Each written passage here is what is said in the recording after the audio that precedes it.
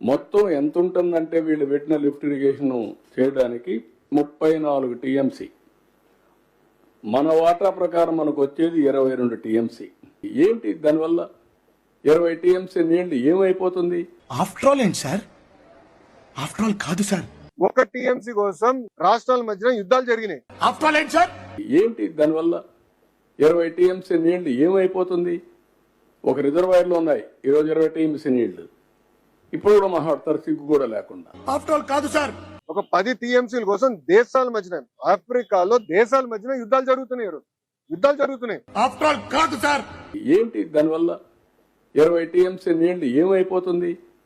ఒక రిజర్వాయర్లో ఉన్నాయి ఈరోజు 20 టీఎంసీ నీళ్లు. ఇప్పుడు కూడా మాట్లాడతారు సిగ్గు కూడా లేకుండా. ఇలాంటివన్నీ పట్టించుకొని ఏమి కాదు, ఏం జరగదు, ఇది గుర్తుపెట్టుకోవాల్సిందిగా నేను కోరుతున్నా. కోట్ల మంది జీవితాలు ఆగిపోతాయి, పార్లమెంట్ కదిలిపోతుంది, అసెంబ్లీ ఊగిపోతుంది, మీ సీటు ఎగిరిపోతుంది సార్. ఆఫ్టర్ ఆల్ కాదు సార్, ఈజీగా తీసుకోకండి. సారీ చెప్పండి సార్, సారీ.